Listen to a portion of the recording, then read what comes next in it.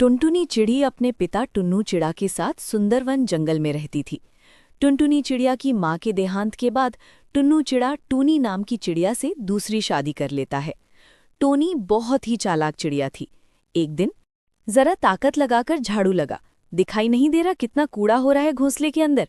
वैसे अपने बापू के सामने तेरी जबान कैंची की तरह चलती है, लेकिन झाड़ू देते टाइम तेरे हाथ नहीं चलते।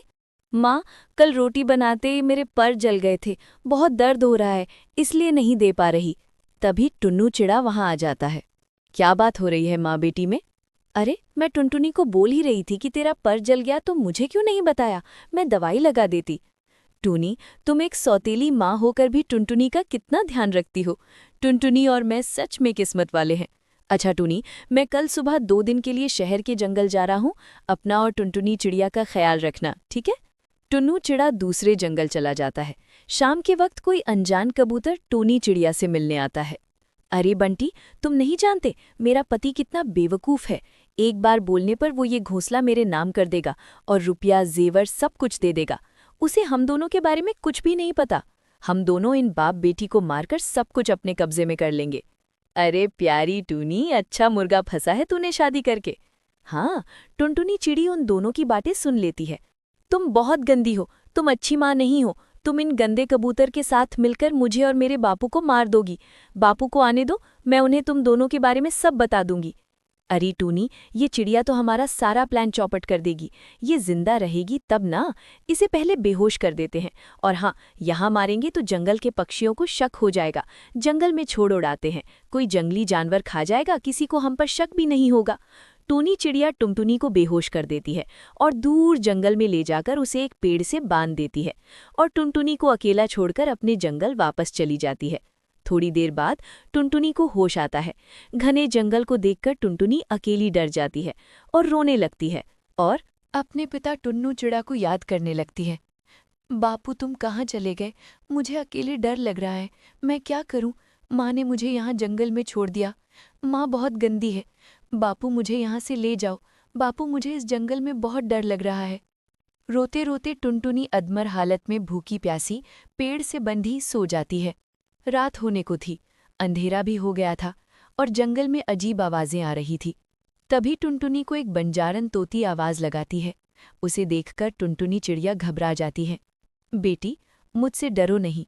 तुम्हें यहाँ पेड़ से बंधा देखकर मेरे कदम रुक गए। लाओ, मैं तुम्हें इस रस्सी से आज़ाद कर देती हूँ।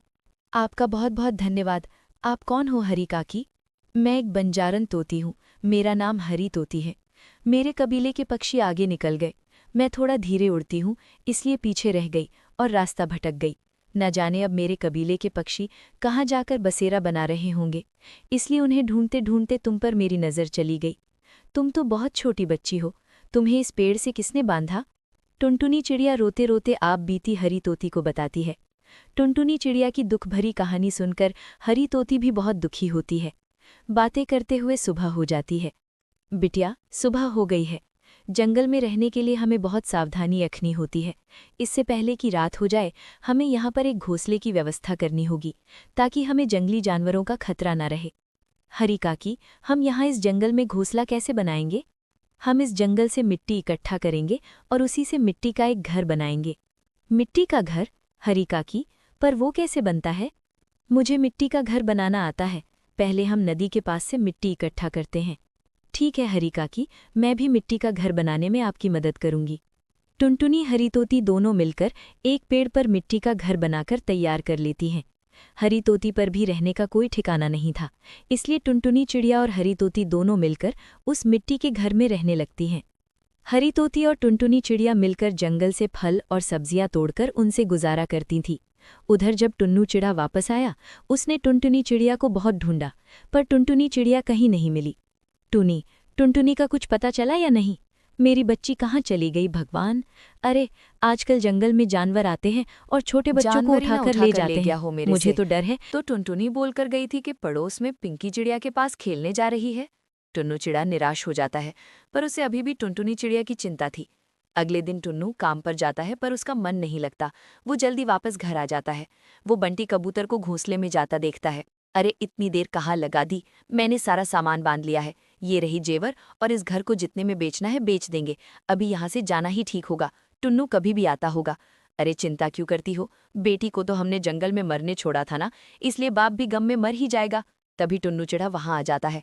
अच्छा, तो तुम दोनों ने मिलकर मेरी बच्ची को मार दिया? जालिमो, तुम्हें एक छोटी बच्ची को मारते हुए जरा भी दया नहीं आई। मैं तुम दोनों को जिंदा नहीं छोड़ूंगा। और भागकर बाहर से घोंसले की कुंडी लगा देता है। अरे खोलो दरवाजा, होश में आओ। अरे अरे टुन्नू तो दरवाजा बंद कर गया है।